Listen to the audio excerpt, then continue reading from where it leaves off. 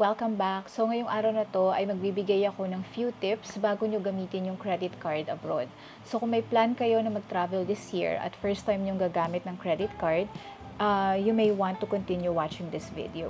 So ang unang-unang tip guys na gusto kong ibigay sa inyo is dapat tumatawag muna kayo sa bangko kung sino man yung issuing bank ng credit card nyo para ipaalam sa kanila na kayo ay may travel plans. Let them know kung anong country, yung destination na pupuntahan nyo, at yung travel period ninyo. For example, pupunta kayo ng Vietnam, tapos ang travel period nyo is from this January 31 up to February 5, yung mga ganun guys.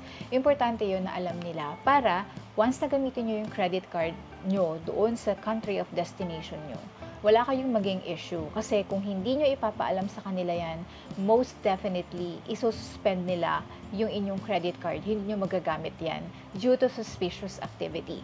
Bakit? Kasi hindi nila alam, baka nanakaw sa inyo yung credit card at ginagamit lang ng ibang tao.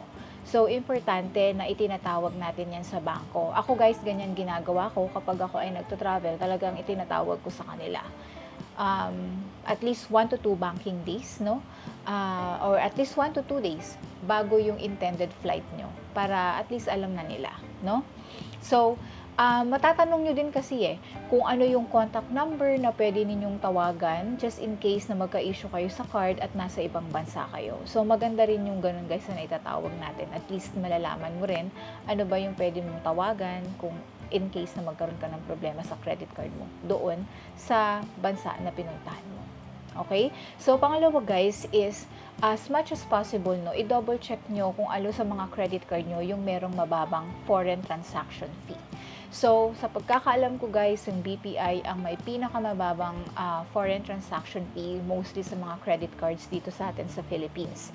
1.85% lang siya kumpara sa ibang banks na 2 to 3% yung kanilang foreign transaction fee. So, kagaya ko, meron akong BPI credit card, so maswerte, no? Kasi yun yung definitely na gagamitin ko, no? Para mas makatipid tayo. Kasi masyadong mabigat din, no?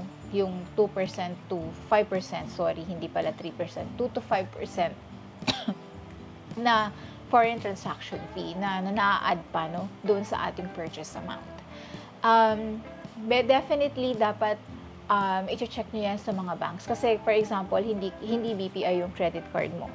Example, Security Bank or other banks. You can call them para ma-check sa kanila ilang percent pa yung foreign transaction fee na tina-charge nila. Or pwede nyo rin i-check yan sa website nila. For sure meron yan. Okay? So, next guys is check your credit card expiry at syempre yung available credit limit na rin.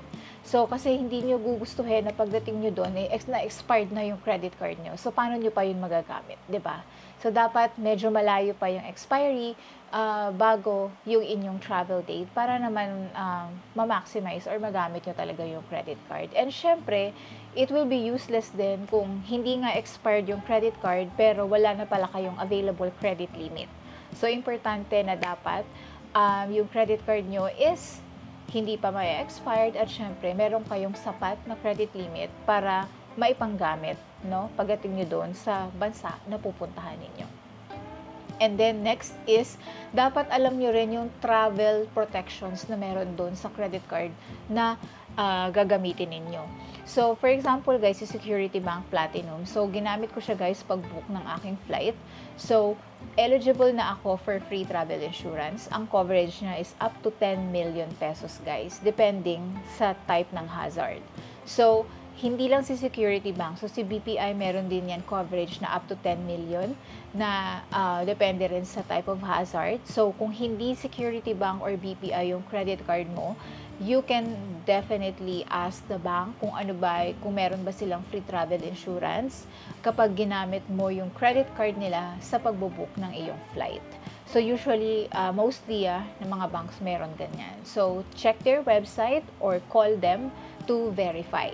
So, si Security Bank, tinanong ko, hindi na kailangan mag-register or anything. Basta ginamit mo yung credit card sa pag-book ng flight, matic na yon, meron ka ng free travel insurance. Okay? So, Next is, as much as possible, kung you have multiple credit cards, magtala ka at least 2 credit cards para at least meron kang backup. Kung hindi man gumana yung isa, at least meron ka pang isa. Okay? And dapat ang dadalhin mong credit card yung widely accepted worldwide. Alam natin yan, either MasterCard or Visa na credit card. And importante kasi guys na kapag tayo nagta-travel is well prepared tayo pagdating sa finances. Kasi ayaw mong maramdaman yung feeling helpless ka na nandoon ka sa dayuhang bansa, no? Hindi mo alam kasi hindi naman mga kapwa mo Filipino yung mga makakasalamuha mo doon, and hindi mo alam kung anong naghihintay sa iyo. So dapat lagi kang handa pagdating sa finances o yung baon mo na pera sa iyong pagta-travel. So, ano ba yung mga key takeaways dito sa mga pinagsasabi ko dito? Unang-una guys, ang credit card talaga, sinisimplify niya lang talaga yung yung spending natin while traveling. So, ang kagandahan niya kasi siya compared sa cash is simpleng card lang siya na kasyang-kasya sa pocket natin, no? Unlike sa cash kasi, pwede kang it's very prone to theft, no? Pwede kang madukutan, no? Pwede mong mawala. Tsaka kapag doon ka pa, let's say ATM yung dadalin mo, tas doon ka pa mag-withdraw, medyo matatalo ka pa sa conversion rate eh. So, ang maganda talaga na meron kang credit card, tapos konting cash na dala lang, okay na. 'Di ba? And also, kung mawala man yung credit card mo, madali naman siyang mapasuspend or mapakancel at replaceable naman siya immediately. So, yun lang din yung kagandahan na credit card yung dala mo. And make sure lang din, again, na aware ka sa international fees and restrictions ng credit card na dala mo para maiwasan na yung hassle, no, habang nagta-travel ka. And syempre, piliin mong dalhin as much as possible yung credit card mo na mayroong mababang foreign transaction fee para hindi naman ganun magiging kabigat, no? Yung iyong magiging bill pagdating ng statement mo. And pinaka-importante din na dapat pinapaalam nyo, ina-alert nyo yung bangko, no, yung issuing bank ng credit card mo sa travel plans nyo para naman aware sila at hindi nila i-assume na ninakaw or nawala yung credit card mo at ginagamit siya ng walang consent mo. Okay? So, dapat yun yung mga importante na dapat i-consider mo at gagawin mo bago ka mag-travel at gumamit ng credit card abroad. Okay?